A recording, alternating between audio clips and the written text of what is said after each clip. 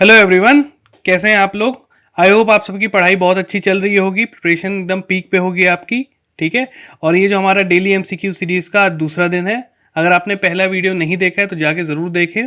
उसमें मैंने आपको सारी स्ट्रैटेजी और मोटिव्स भी बताए हमारे इस एमसीक्यू सीरीज़ का। ऑलराइट। एंड सेकेंडली, आप सब आज से अपने कमेंट सेक्शन में है अपने स्कोर भी मेंशन करेंगे। सो हर क्वेश्चन 1 नंबर का है, 15 क्वेश्चन हम सॉल्व करेंगे। आप अपने स्कोर को कमेंट सेक्शन में ज़रूर मेंशन करें। उससे आप जो भी बाकी लोग हैं उसके अकॉर्डिंगली आपको पता चल जाएगी आपकी तैयारी कहाँ पे है और मुझे कितना इंप्रूव करना है। चाहे एक क्वेश्चन सही की हो चाहे 15, कोई फ़र्क नहीं पड़ता। ये आपका सिलेक्शन डिसाइड नहीं करेगा, बट आपको एक आइडिया लगेगा कि हाँ यार, मुझे थोड़ा और स्ट्रगल अपना करना पड़ेगा। अभी हार्डवर्क और ज़रूरी है अगर स्कोर कम है। ठीक है, तो चलिए स्टार्ट करते हैं। पहला क्वेश्चन है, which country has defaulted on BRICS bank agreement. ठीक है, तो 4 ऑप्शन है, South Africa, Brazil, India and China. Right, आपको पता है ब्रिक्स बैंक का दूसरा नाम न्यू डेवलपमेंट बैंक भी है। तो चलिए वीडियो पे यहाँ पे पॉज कर सकते हैं और ट्राई टू आंसर इट। हम 5 सेकेंड में इसका आंसर देखेंगे। So the answer is B, Brazil. Brazil ने रिसेंटली ब्रिक्स बैंक एग्रीमेंट को डिफॉल्ट किया है। तो अब आपका क्या काम है कि ब्रिक्स बैंक कहाँ पर है, इसका हेडक्वार्टर हमें पता होना चाहिए। राइट, तो ये हमें एक मूव बियॉन्ड जाना है। ठीक है, ताकि हम अपनी होलिस्टिक 360 तैयारी करके रखें। राइट, तो आप इसका हेडक्वार्टर ज़रूर पता कर लें। कमेंट सेक्शन में भी मेंशन करें जिनको पता है कि ब्रिक्स बैंक का हेडक्वार्टर कहाँ पे है। ऑलराइट, चलिए आगे बढ़ते हैं। Second question is, as per the NSO's first advance estimate, what would be the GDP growth या contraction in India in 2020-2021? 2020-21 में NSO के द्वारा जो एस्टिमेट किया गया है उसमें इंडिया का जीडीपी ग्रोथ या कॉन्ट्रैक्शन कितना बोला गया था, परसेंटेज। बहुत ही ज़्यादा ये न्यूज़ में था। वो नंबर बहुत है, उसको मैजिक फिगर भी बोलते हैं। राइट, अगर आप अपने बजट सीरीज देख रहे होगे तो मैंने उसमें बताया है एक वी शेप्ड रिकवरी। ऑलराइट, तो ये जो डिप पॉइंट है कितने से कॉन्ट्रैक्ट किया उसी की बात की जा रही है। तो वीडियो पॉज करें, ट्राई टू आंसर। 3.2% पॉजिटिव, -1.2%, -7.7% और D -5.5%। So the answer is C, -7.7%। ये याद रखिएगा। चलिए नेक्स्ट क्वेश्चन देखते हैं। The lidar survey was started for which high speed rail project from Noida. Noida से आप सबको पता है लिडार सर्वे स्टार्ट हुआ है, लाइट डिटेक्शन इसका फुल फॉर्म है। ठीक है, तो ये किस स्टेशन से किस स्टेशन तक इसको किया गया है? दिल्ली टू पटना, दिल्ली टू वाराणसी, दिल्ली मुंबई अहमदाबाद या मुंबई पुणे। वीडियो पॉज करें, आराम से इसको आंसर करें। Will see the answer in 5 seconds. So the answer is B, Delhi to Varanasi के लिए ये वाला लिडार सर्वे किया गया है। तो आपको पता होना चाहिए। चलिए, अगर आपका काम क्या है, लिडार का फुल फॉर्म जाके हमें पता कर लेना। ये बहुत इंपॉर्टेंट टेक्नोलॉजी है, काफ़ी ज़्यादा न्यूज़ में रहती है। ठीक है, चलिए आगे देखते हैं। Next question is, world Hindi day commemorates the anniversary of first world Hindi conference held in which state. मतलब जो वर्ल्ड हिंदी डे जो हम बनाते हैं वो पहली वर्ल्ड हिंदी कॉन्फ्रेंस जहाँ हुई थी उसको कोमेमोरेट, उसकी याद में हम मनाते हैं। ठीक है, तो पहला वर्ल्ड हिंदी कॉन्फ्रेंस कहाँ पे हुआ था? राइट, यहाँ स्टेट आ गया, यहाँ आप सिटी मेंशन कर सकते हैं। नागपुर, वाराणसी, जयपुर या पटना। 5 सेकेंड में हम आंसर देखेंगे। सो द आंसर इज ए, नागपुर। नागपुर में सेलिब्रेट किया गया था। ठीक है, महाराष्ट्र। चलिए नेक्स्ट क्वेश्चन देखते हैं। अच्छा, इससे पहले आपको मैं बता दूं कि जो वर्ल्ड हिंदी डे कब मनाया जाता है, व्हेन इट इज सेलिब्रेटेड, ये आपको ये डे पता करना है। जिसको पता है कमेंट सेक्शन में जरूर मेंशन करें कि वर्ल्ड हिंदी डे कब मनाया जाता है। Moving on, question number 5। Recently scientist have discovered lithium reserve in which state. बहुत इंपॉर्टेंट क्वेश्चन है। पहली बार लिथियम रिजर्व पाए गए हैं इंडिया में। तो पहला ऑप्शन है A Kerala, B Rajasthan, C Assam and D Karnataka. Pause the video, remember, recall करो, कहीं आपने पढ़ा हो, नहीं पढ़ा तो try to make a guess work. ठीक है, चलिए। So the answer is D, Karnataka. Karnataka में पाया गया। अभी तक जो लिथियम था ये इंडिया पूरा इंपोर्ट करवाती थी। ऑलराइट, बट अब थोड़े रिजर्व पाए गए हैं तो मे बी थोड़ी इंपोर्ट डिपेंडेंसी हमारी कम हो। ऑलराइट, चलिए नेक्स्ट क्वेश्चन देखते हैं. As per the geological survey of India which Indian state could contain vanadium deposit.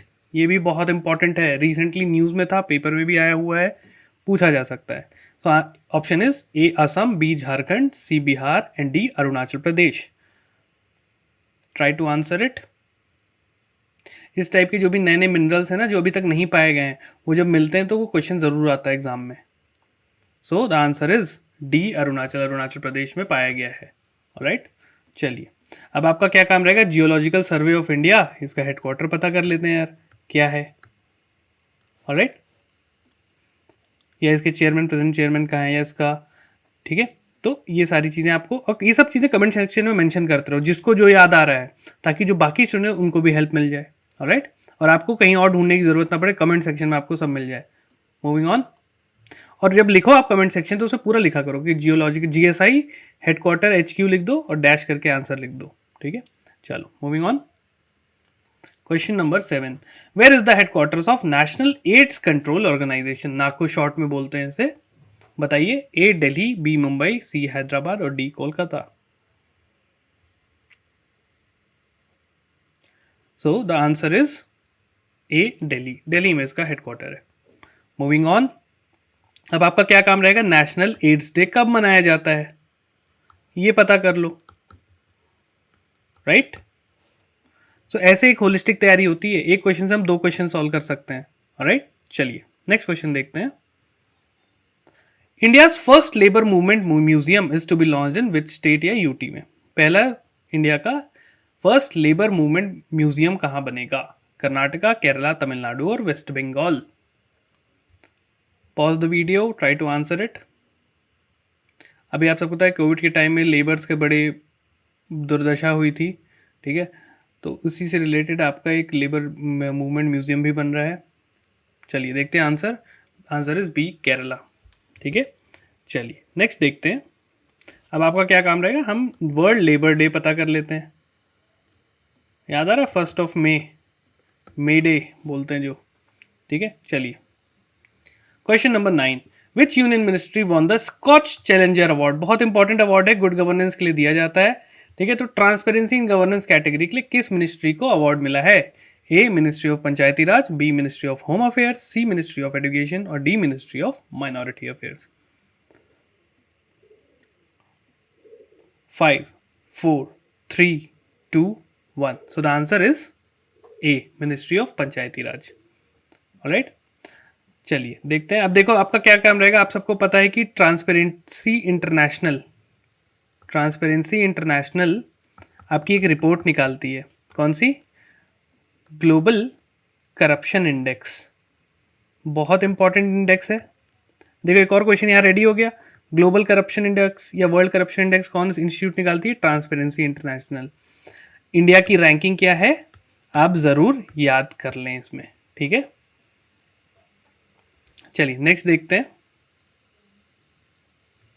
Who is the author of the book title the making of Aadhaar, the world's largest identity platform. ये book है, इसके author कौन है, बहुत important book है, याद रखिएगा, news में भी थी. चलिए option A is Nandan Nilekani, B is Mukul Rohatgi, C is AK Sikri और डी राम सेवक शर्मा.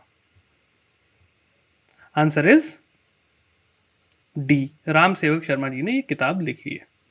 चलिए नेक्स्ट क्वेश्चन देखते हैं. एक स्टेटमेंट वाला क्वेश्चन मैंने दिया है. कुछ स्टूडेंट्स बोल रहे थे कि सर स्टेटमेंट्स वाले क्वेश्चन भी आप डालिए, तो मैंने इसीलिए क्वेश्चन डाला है.